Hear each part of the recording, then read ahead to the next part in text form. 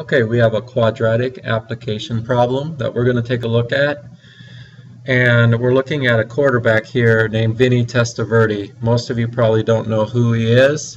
So why don't we put in a name that most people in Texas are familiar with? Teddy Bridgewater, of course. No, I won't. That's the quarterback for the Minnesota Vikings, by the way, Teddy Bridgewater. No, we'll put in Tony Romo. We all know he plays for the Cowboys. So he's standing on the 40-yard line of the Washington Redskins. When he throws a pass towards his end zone, the equation that represents the path of the ball is this. Notice that because of the square, it's quadratic. The degree of the polynomial is 2. So this is going to form a parabola. Notice the a value is negative, so this parabola is going to open down. Notice it's less than 1, so it's vertically compressed. And notice our y-intercept is at 6, which means that when he throws the ball is going to be 6 feet above the ground. Okay, so x represents the number of yards from the 40-yard line, and y represents the number of feet the ball is above the ground. So we're going to make ourselves a window here. We have this little picture here to help us out. We know that Tony is standing on the 40-yard line, so he's standing here. And he's throwing the ball, it says, towards his end zone. So he's throwing the ball that way. Okay, notice that it says he's on the 40-yard line of the Washington Redskins. So here's the Redskins end zone. I'm sorry, the Cowboys end zone on this side, and the Redskins end zone on this side. Redskins. Washington Redskins. Okay. Now, here, if he's standing here, he has passed how many yards this way? 0, right? So this is going to represent 0 yards. And if he's passing to the end zone, and let's say he gets a touchdown, we're talking 10, 20, 30, 40, 50, 60 yards to get a touchdown. So we're going to need our x going from 0 to 60, maybe even 70, maybe even 80. Okay? So I'm kind of building my parameters here for my window, my x parameters. Now my y parameters are going to represent the number of feet the ball is above the ground. Okay? Y represents the number of feet above the ground. So let's fill in our x first. So starting at 0, and we'll go to 80 to the back of the end zone, and it seems like a good increment would be 10. And then height above the ground, well, we know it starts out at 6 feet above the ground, but when the ball, if it's incomplete, the ball is going to end up touching the ground, right? So that would be 0 feet above the ground. So our y minimum is going to be 0 because it's not going to go below the ground. So 0 feet above the ground. And y max, well, how high? So what we need to figure out is we need to figure out the vertex of this. So simply we're going to put it in our calculator.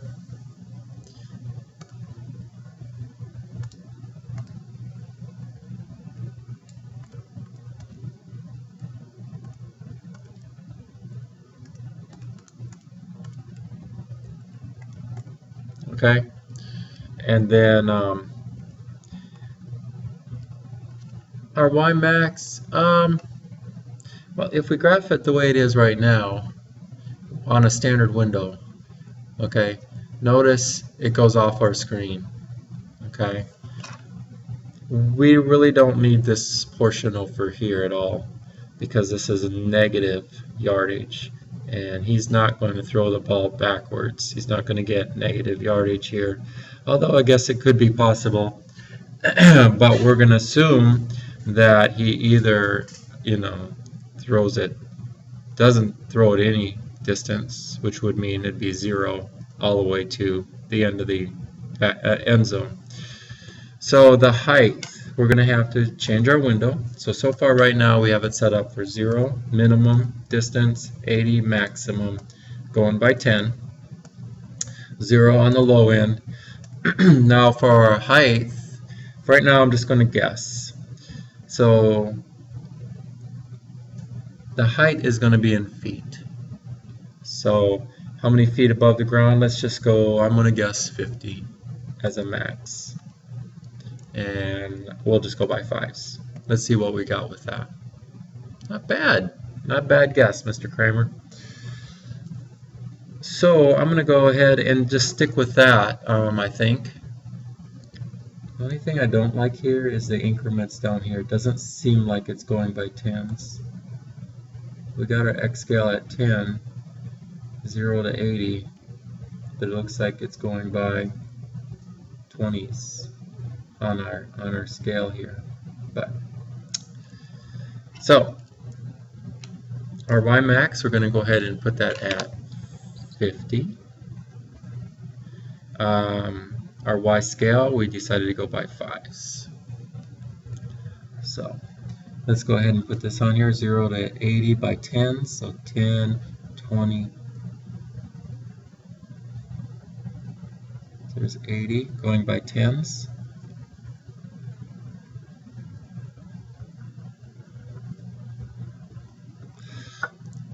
And then 0 to 50 going by 5s. 20, 25, 30, 35, 40, 45, 50.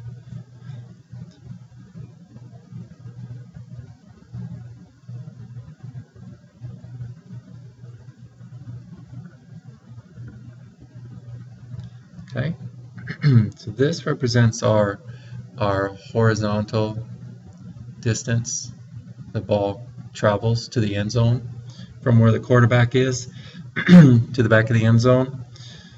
And then this is going to represent the height of the ball. And this is going to be in yards, height. In yards. And this is going to be our distance in feet.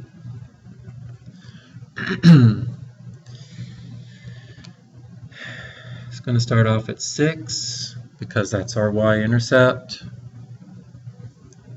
And so we got a point at 0, 6.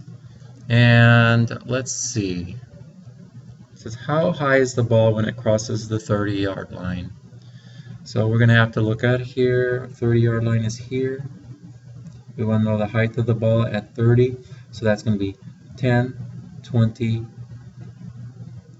10 yards, 20 yards, 30 yards. So 30 yards. So remember where we go. We go into our table and we want to go to 30, 30. So it looks like the height of the ball is going to be 35.25 feet. 30 yards, 35.25 feet.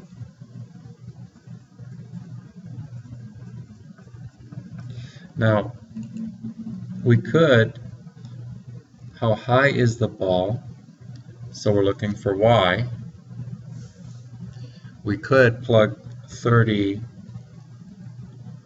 yards in for x, okay, and then solve for y. And if you plug it into your calculator, you plug 30 in for x, you'll see that you end up with,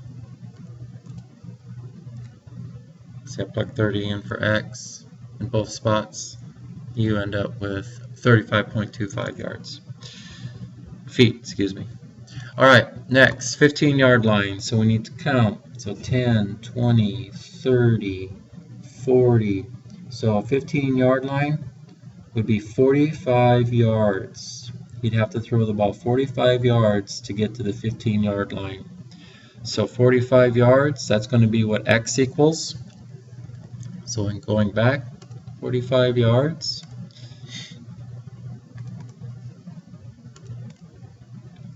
And, ooh, a negative number. What does that mean? That means the ball is 15.94 feet. What's the negative mean? That's right, it means it's below the ground. So the ball has already hit the ground. So how high is the ball when it crosses the 15-yard line? 0 feet. And obviously, at the 5-yard line, it's still on the ground, so it's at 0 feet as well. So obviously he didn't throw the ball into the end zone, and no touchdown was scored. So of course not. It was probably intercepted and ran back for a touchdown. That's probably what happened. So let's go back up here. Let's finish up this graph a little bit. How are we doing on time? Running low, I see. You know what? We'll go back to that. Let's answer a few of these questions. Where is the ball located when it reaches a height of 15 feet? So we're looking for a height of 15 feet. So now remember that that's going to represent our y value of 15. So we want to calculate. Let's go ahead and approximate it in our table, 15 feet. Okay. So notice here 15 feet is going to be about 37 to 38 yards down the field. 37 to 38 yards. Let's go ahead and go with 38.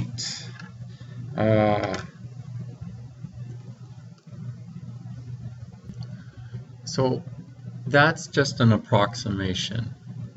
But the way you would want to do this to get an exact answer is, since y equals 15, okay, we want to know how far the ball has traveled when the height is 15 feet.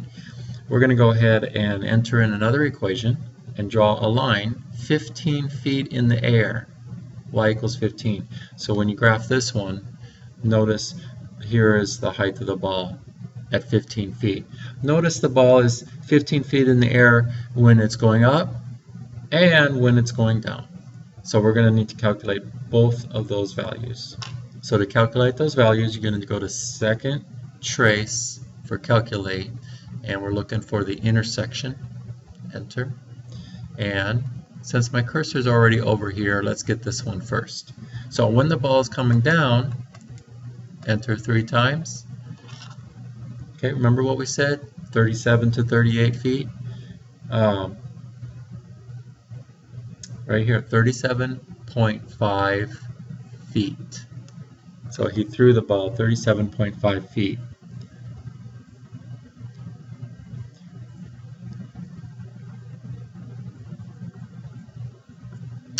Okay, now it says, where is the ball located? So we're going to have to look back at our picture,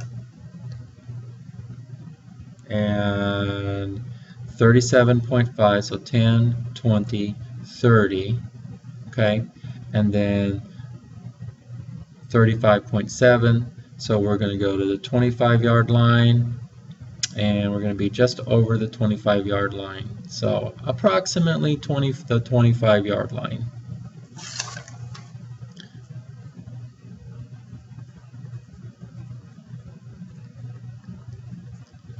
.25-yard line, approximately. Okay, let's calculate where the ball is on the way up. Second calc, intersection. Okay, now we're going to need to put that cursor near the other intersection point. Alright, and so when the height is 15 feet going up, he has thrown it 2.45. Let's round that to 2.5 yards. So in 2.5 feet, excuse me,